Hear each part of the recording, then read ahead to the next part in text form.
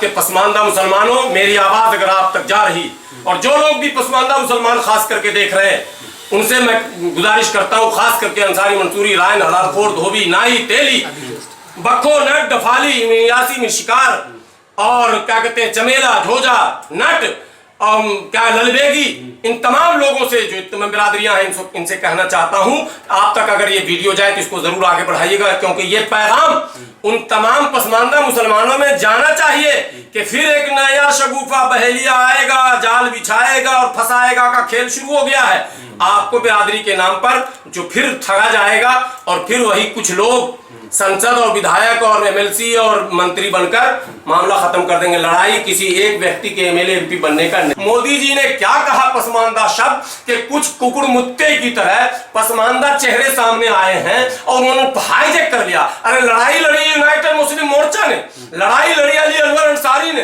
लड़ाई लड़ी डॉक्टर एजाज अली ने, खून पसीना बहाया डॉक्टर एजाज अली ने, मार खाया डॉक्टर एजाज अली ने, लाठी खाए, गर्दन के हड्डी उनके टूटे, अस्पताल राम मनोहर लोहिया में भर्ती रहे, तिहाड़ जेल में 13-14 दिन रहे, उनके कई कार्यकर्ता महीनों रहे, 100 से ज्यादा कार्यकर्ता तिहाड़ जेल में बंद हुए और जंतर मंतर पर दौड़ा दौड़ा कर मारे गए। अस्पतालों में जगह नहीं थी साहब, हू का आलम था।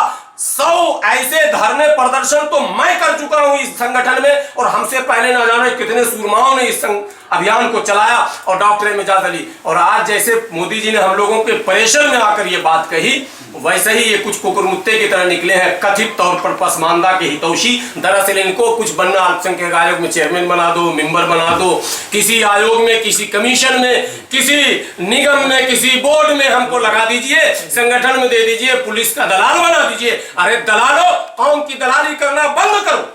पसमानदा के नाम पर जो कौम की दलाली जो लोग कर रहे हैं, मैं उनको खबरदार करना चाहता हूं। मैं उन्हें समाज के बीच नंगा करूंगा, क्योंकि इस समाज के लिए जिन लोगों ने अपना खून पसीना दौलत सब कुछ बहाया है, जिन लोगों ने अपने नींद, डॉक्टर एजाज अली की बात मैं कर रहा हूं जो अरबपति करोड़पति हैं, बहुत बड़े सर्जन हैं, लेकिन आज तक चैन से सोए नहीं, अच्छा बिस्तर नहीं, अच्छी गाड़ी नहीं, अच्छा कपड़ा नहीं, समाज में लगे रहे रात दिन।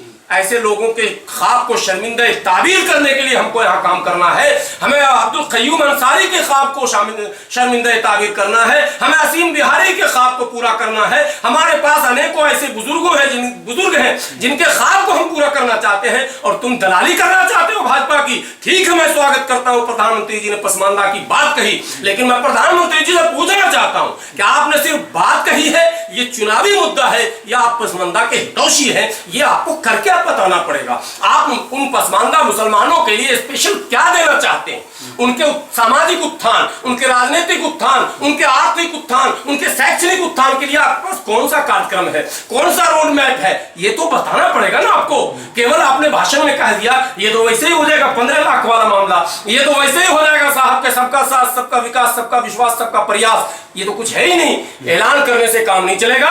पसमानदा मुसलमान इतना भी पसमानदा नहीं है कि बातों को समझ न पाए। आजकल कुछ संगठनों में भी पसमानदा चलने लगा। इस्लाम के नाम पर बनने वाली तंजीमों में ये लफ्ज जो है जहर है।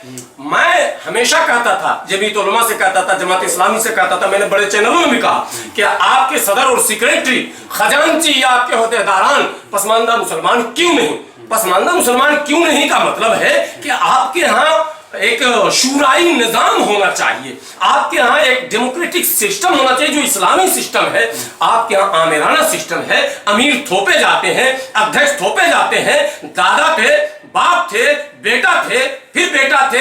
ये इस्लामी उसूल, इस्लामी तरीका नहीं है, इसका हम विरोध करते हैं। इसका मतलब ये नहीं कि अलग से आप कोटा दे देंगे, कोटा देंगे तो गैर इस्लामी तरीका, बिरादरी के नाम पे आप कोटा देंगे। जो इस्लाम वजअलनाकुम शुऊबन व क़बाइल लिताअरफू इन्न अक्रमकुम इंदल्लाहि अत्क़ाकुम कहता है, उस इस्लाम में आप बिरादरी के नाम पर बड़ा और छोटा कैसे बना रहे हैं? उस इस्लाम में आप कोटा कैसे दे रहे हैं? उस इस्लाम में सलाहियत, अहलियत और क्या कहते हैं लिल्लाहियत, इखलास, और जो इन्न अक्रमकुम इंदल्लाहि अत्क़ाकुम कहा गया, जो सबसे ज्यादा मुत्तकी, परहेजगार, ईमानदार, और जिसके अंदर समाज को समझने की सलाहियत है, इस्लाम को समझने की सलाहियत है, इस्लाम के बेसिक कंसेप्ट को जो अपने अंदर, उसको आप मौका देंगे, ये तो तरीका है। चाहे वो किसी भी, मैं ये कह रहा हूं किसी भी बिरादरी का हो, वहां बिरादरी आप नहीं देखेंगे। ये मेरा विरोध है कि आप वहां भी बिरादरी देख रहे हैं।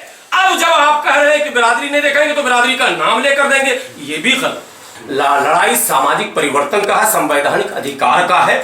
उस लड़ाई को निरंतर लगातार, और एक बात मैं कह दूं, मुझे कहना नहीं चाहिए, 15 साल हमें भी हो गए, मैं भी किसी दल में जा सकता था कि नहीं जा सकता था। दरवाजे बंद तो नहीं है मेरे लिए, सबके लिए खुले हैं, तो मेरे लिए क्यों बंद हो।